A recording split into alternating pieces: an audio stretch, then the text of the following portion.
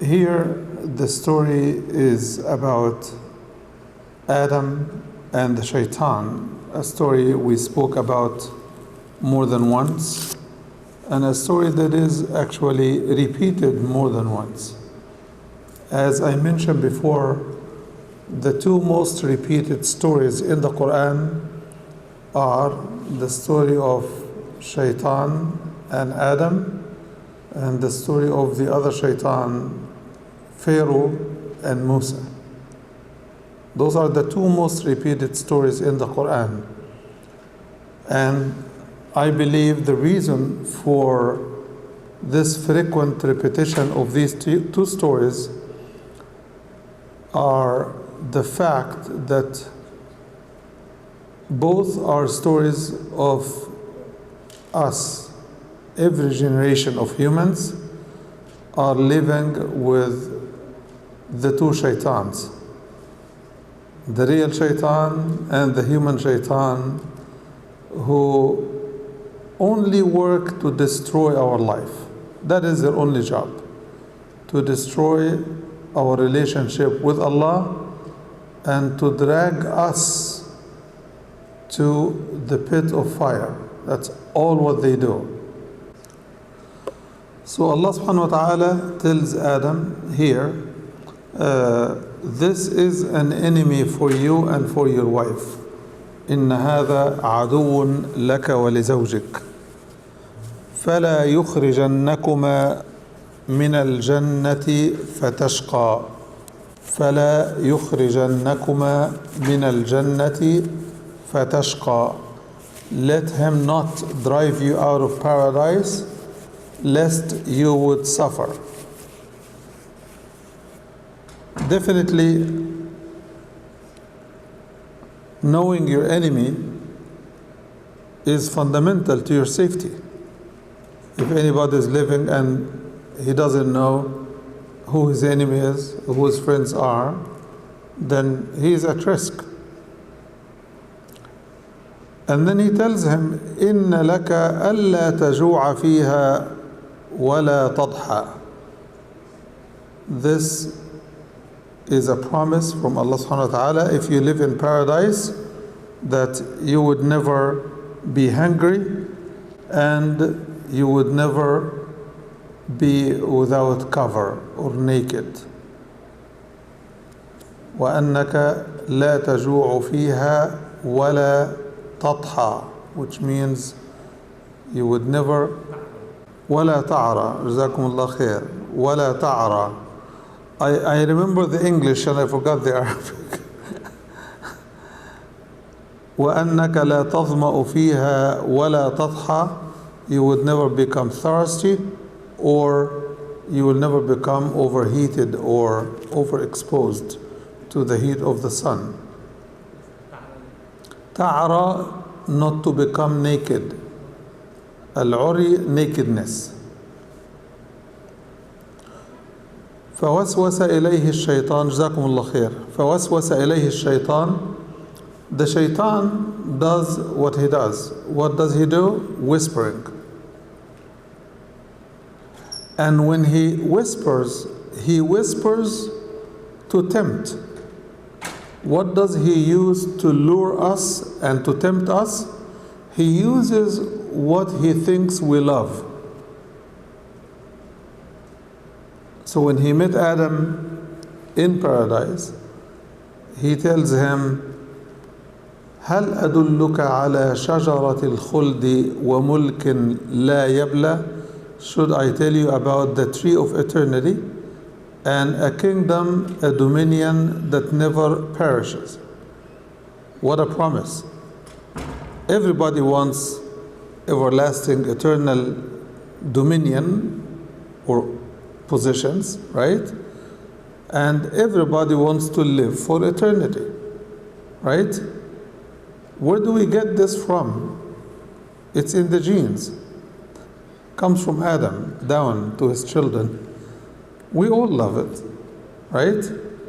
But that is only for the vast majority of us who are not wise, because if you are really wise and you know what life offers of benefits and challenges, you would be in sujood, thanking Allah 24/7 for not living more than what you do.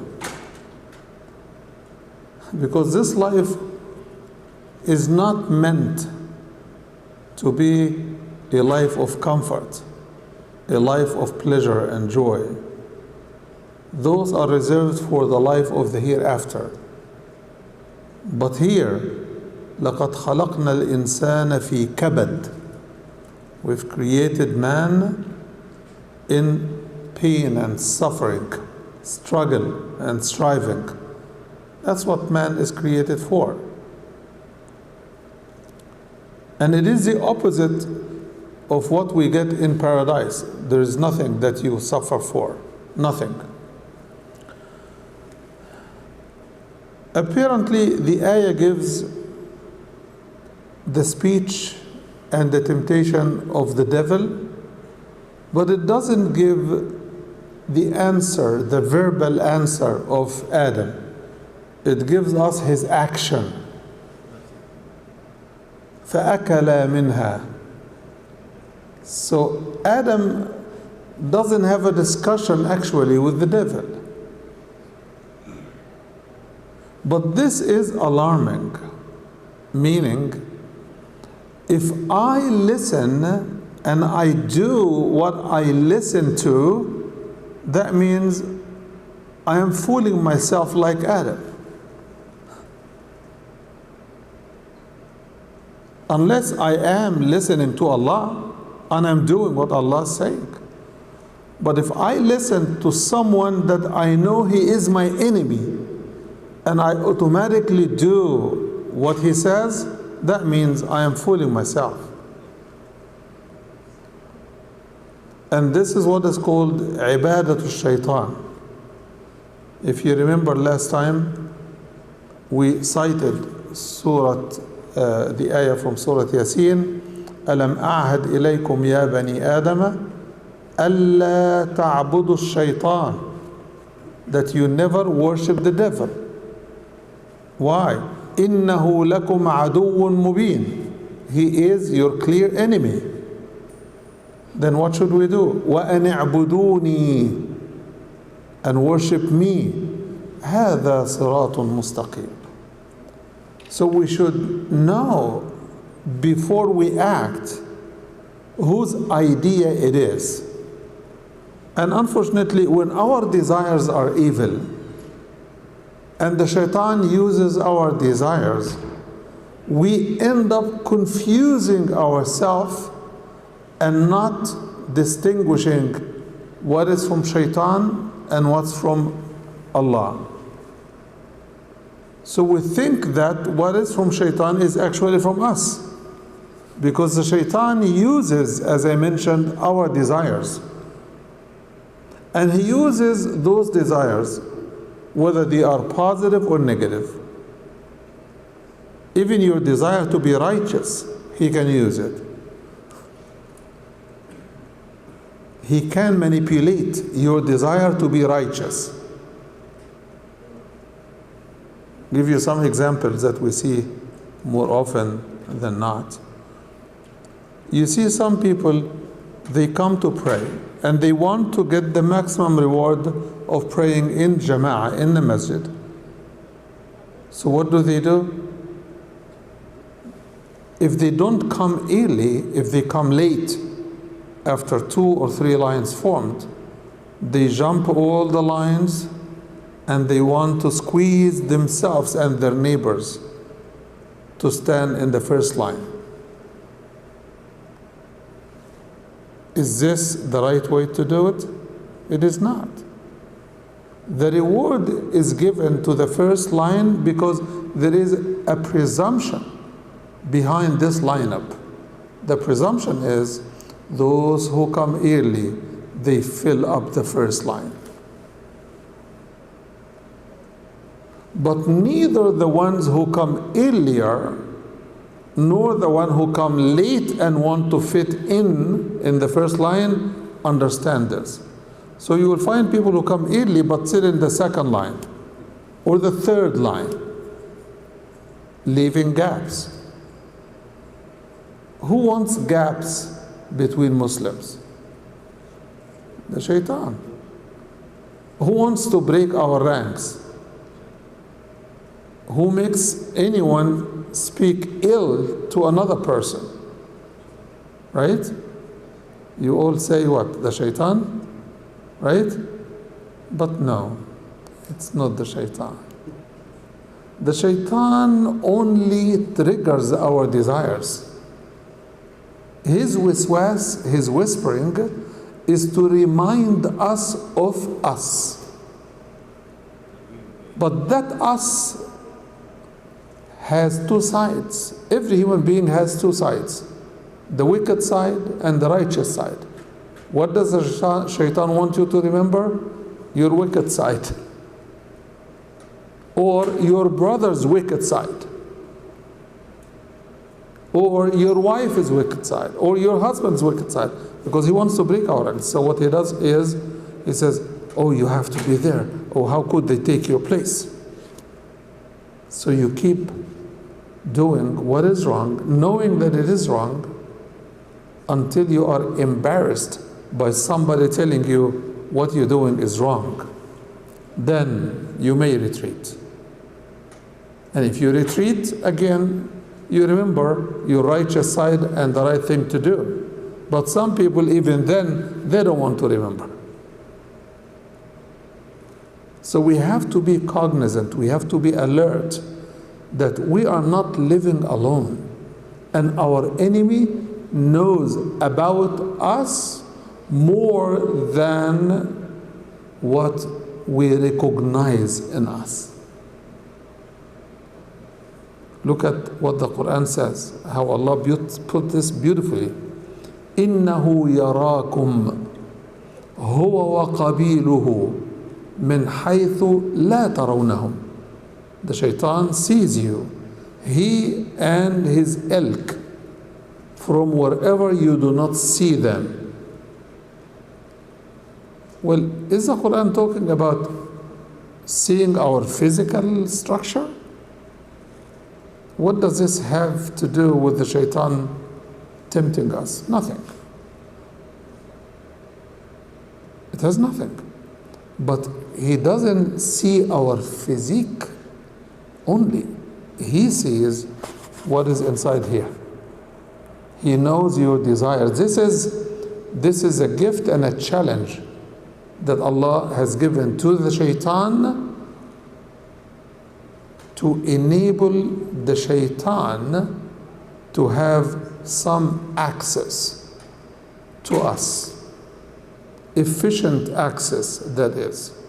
When he says, أَنظِرْنِي إِلَى يَوْمِ يُبْعَثُونَ, give me a chance until they are resurrected, the shaitan wanted to have tools, right? So who could allow him these tools? Whoever told us about these tools is the one who allowed him. So your enemy has weapons,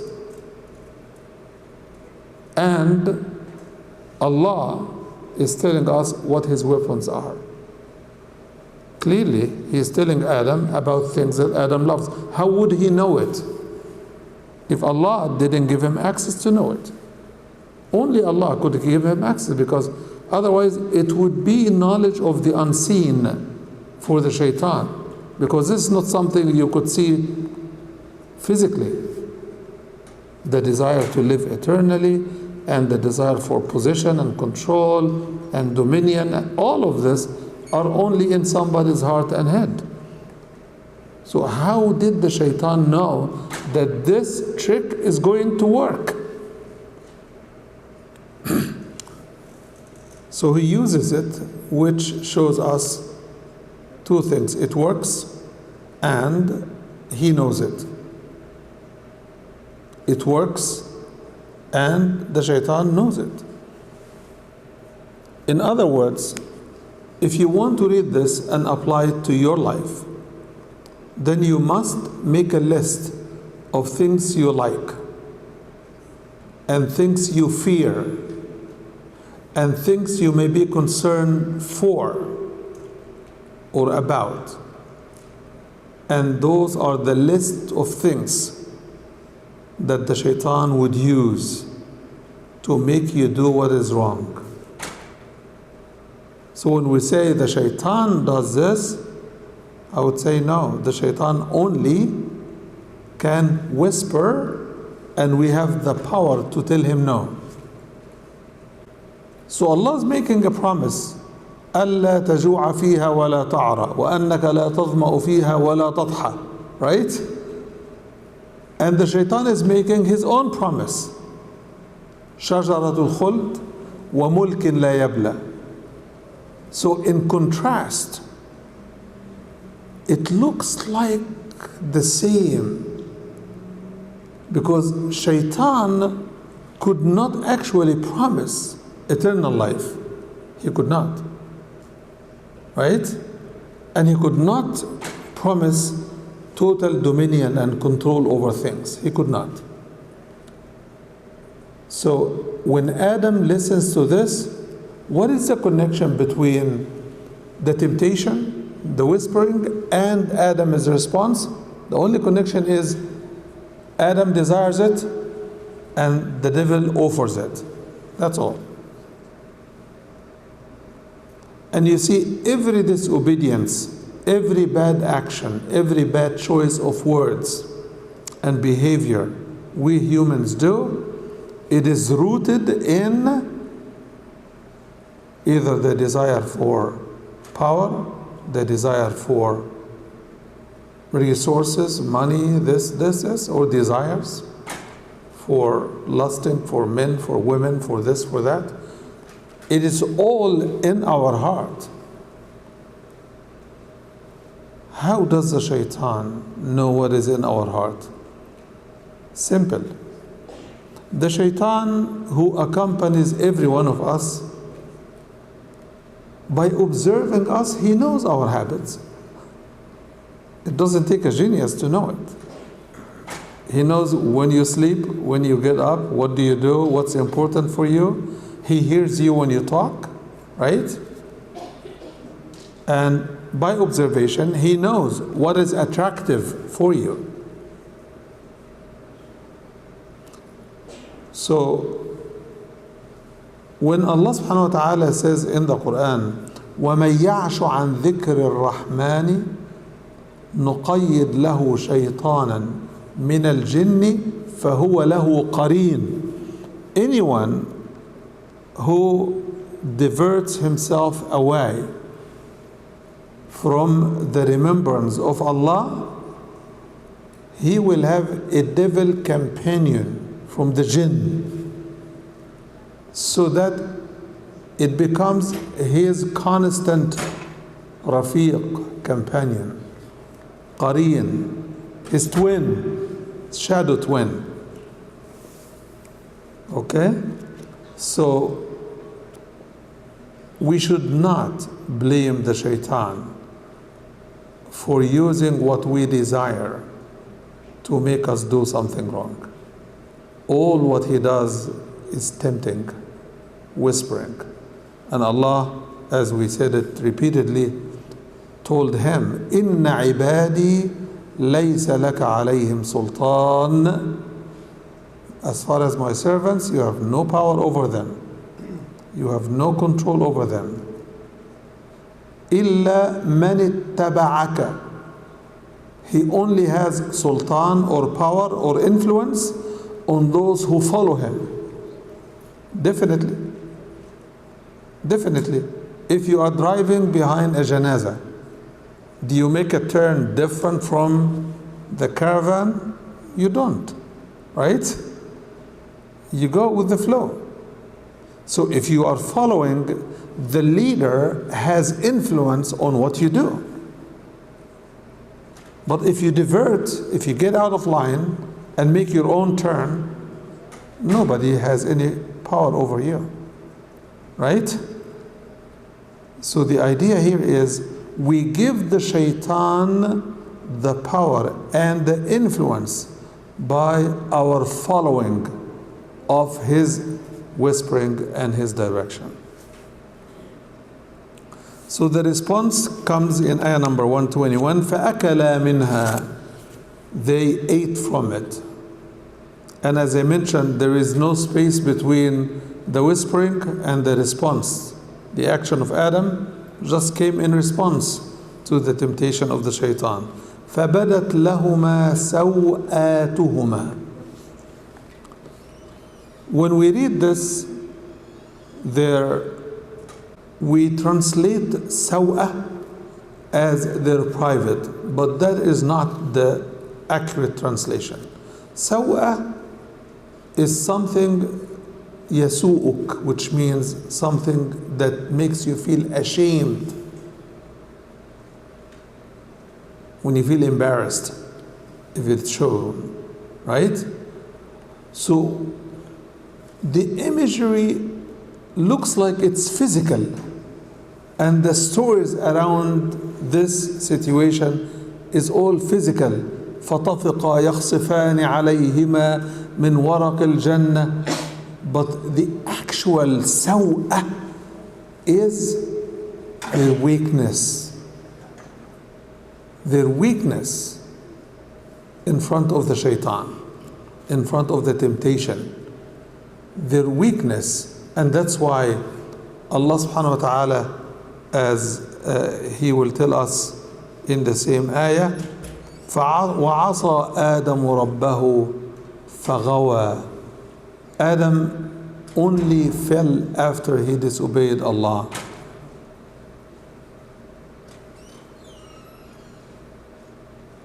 We think it is the opposite, that he disobeyed and that's why he fell.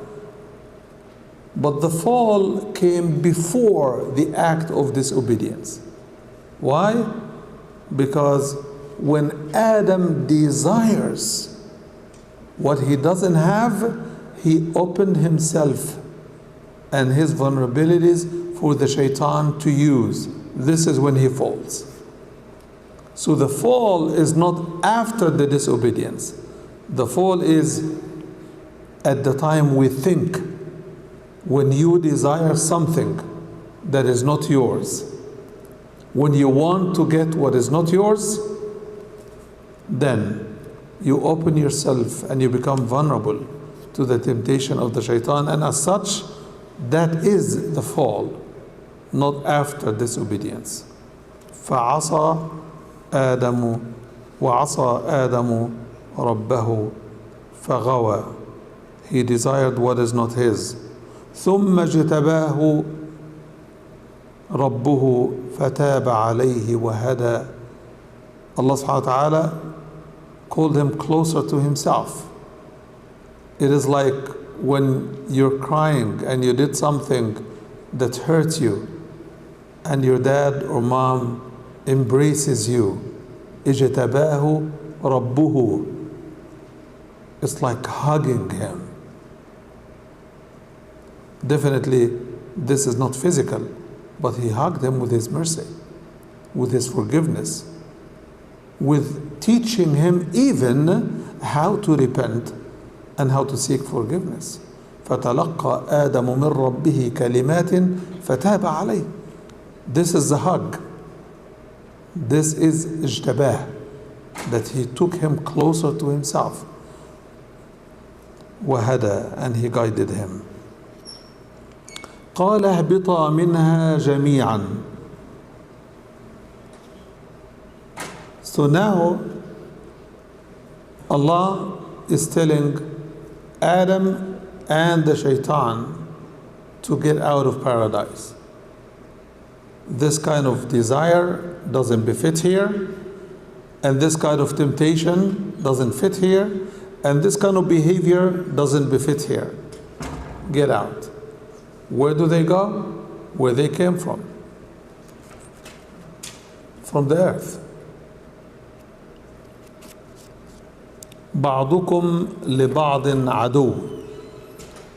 Of course, you could definitely say that Allah is talking to both Adam and Eve and to their children, of course, to go down to earth, and that some of them will be enemies to others.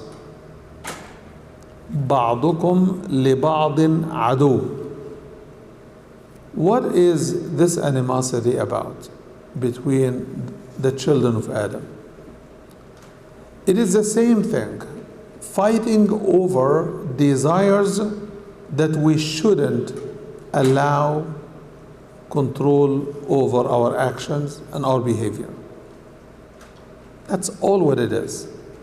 When I want to dominate over you, or I want to take your money, I want to take what you have of anything, then we are going to be enemies.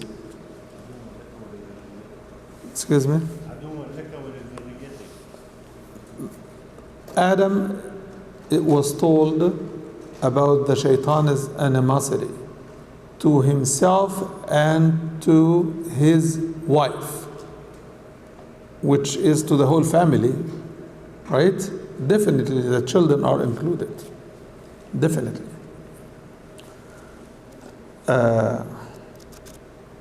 بعضكم لبعض عدو. Listen to what comes next, very important. فإما يأتينكم مني هدى فمن اتبع هدايا فلا يضل ولا يشقى. Then whenever guidance comes to you from me, minni. In other words, Allah is saying, when I speak, you should listen, because I speak guidance. When I send you a message, I mean it. Take me seriously. Take me at my words.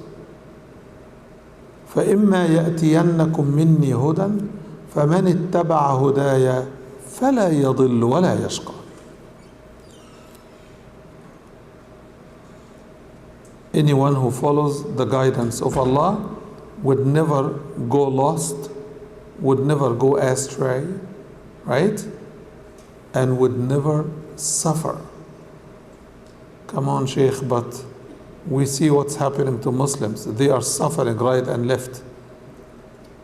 But see, the ayah doesn't say anyone who says I am a Muslim will never go lost. It says he who follows my guidance.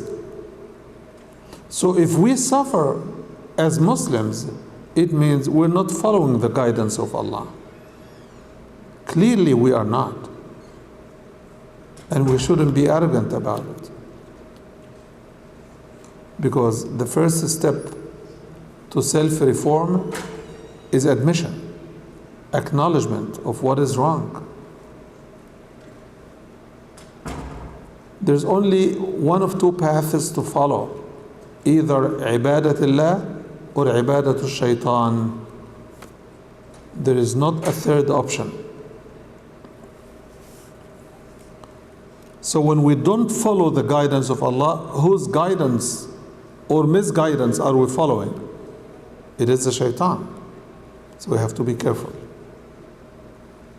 So the following says, وَمَنْ أَعْرَضَ عَنْ ذِكْرِي, and he who turns away from my guidance, from my remembrance, فَإِنَّ لَهُ مَعِيشَةً ضَنْكَ, he will lead a miserable life, tight life.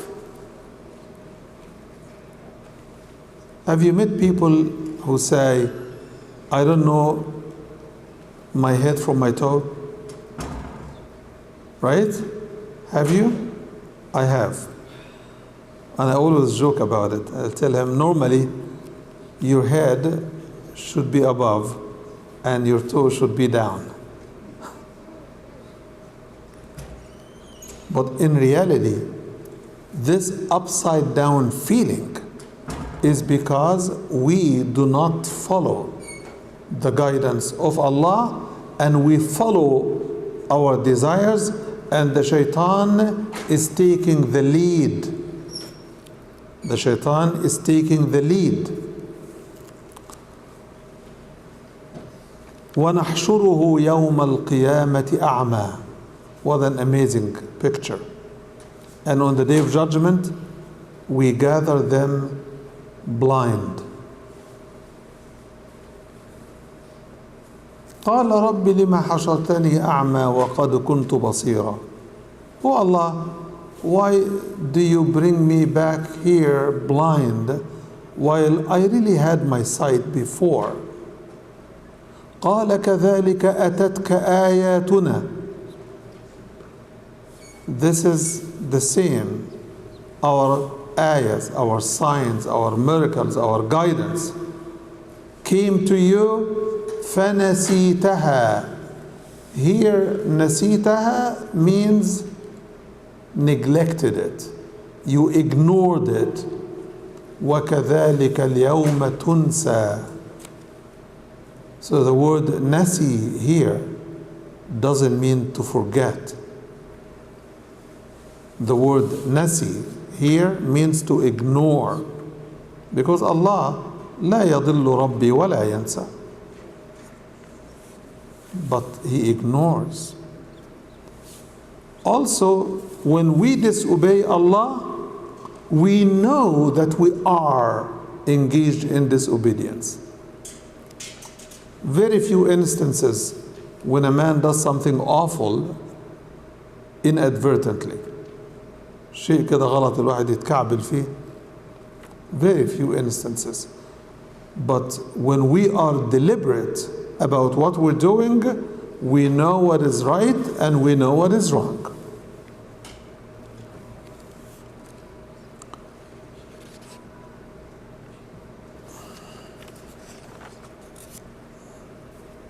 وكذلك نجزي من أسرف ولم يؤمن بآيات ربه. So israf here is combined with kufr, as if they were parallel.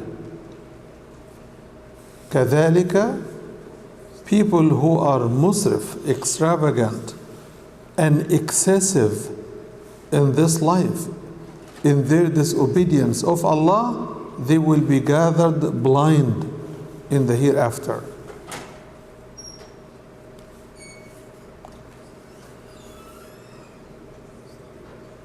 وَلَعَذَابُ الْآخِرَةِ أَشَدُّ وَأَبْقَى. The torment of the hereafter is even worse. So somebody who listens to his desires and consequently follows the shaitan and disobeys Allah is going to have it both ways, double whammy. He's going to have a miserable life here, معيشة ضنكا, and he's going to have a miserable life over there, but over there it is even worse. وَلَعَذَابُ الْآخِرَةِ أَشَدْ. It's more severe. وَأَبْقَى, and more everlasting. It's more lasting. لا يموت فيها ولا يحيا كلما نضجت جلودهم بدلناهم جلودا غيرها ليذوقوا العذاب. Very severe torment. And as I mentioned before, I had a visitor once, a young non-Muslim man was asking me questions. One of the questions was, why is the Quran so graphic in its description of the torment and the punishment in the hereafter?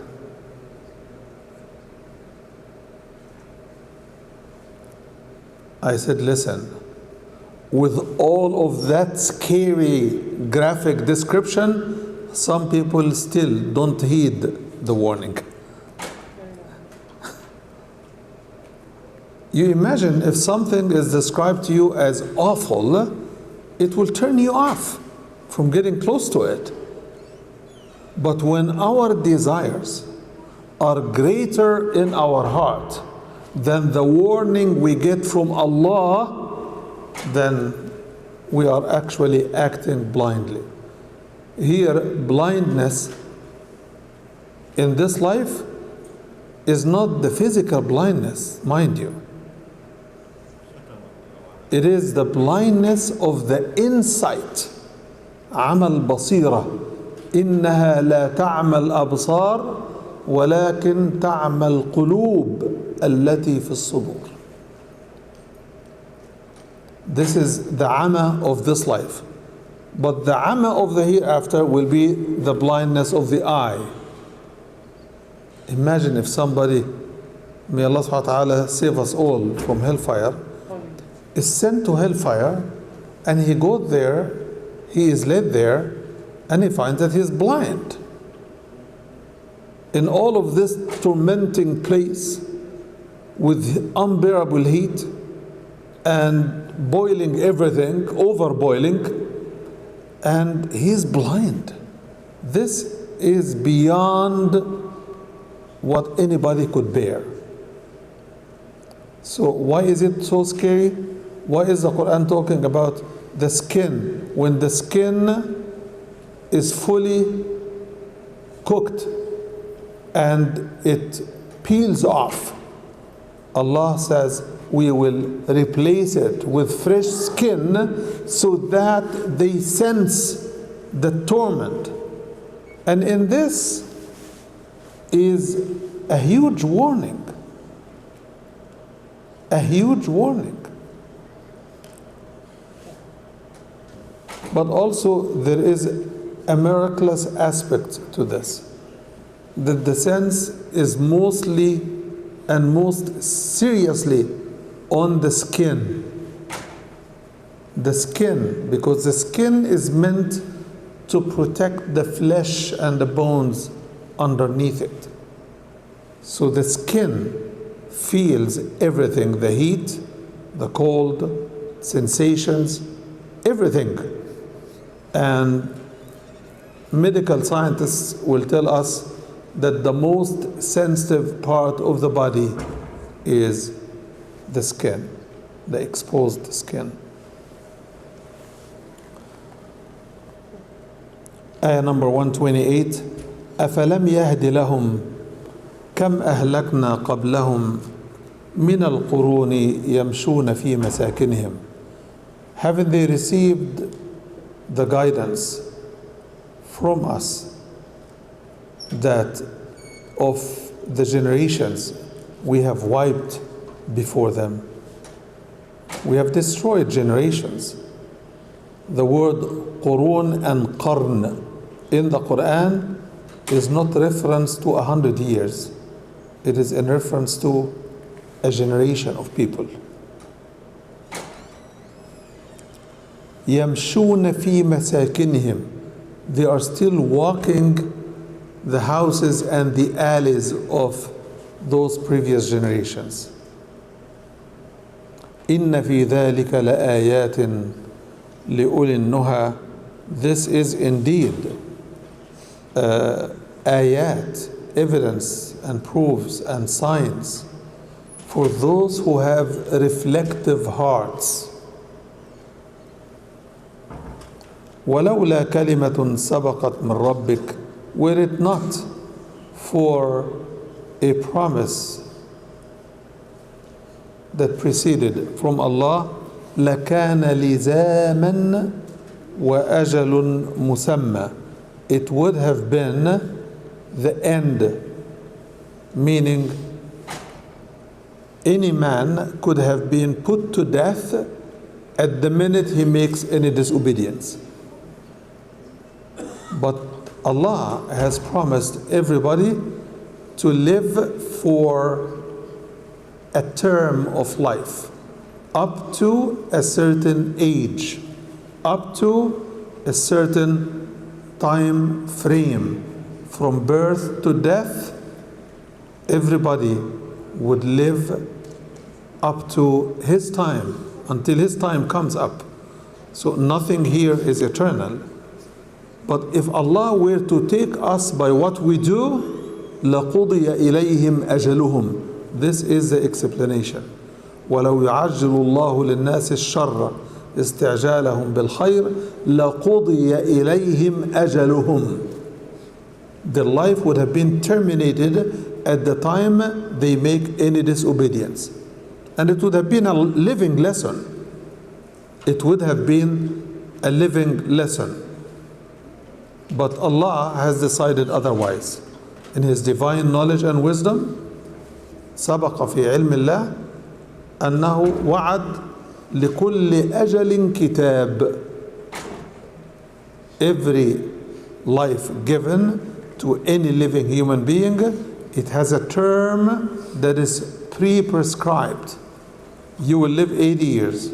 He would live 56 years. She would live this long. That's it. It's finished.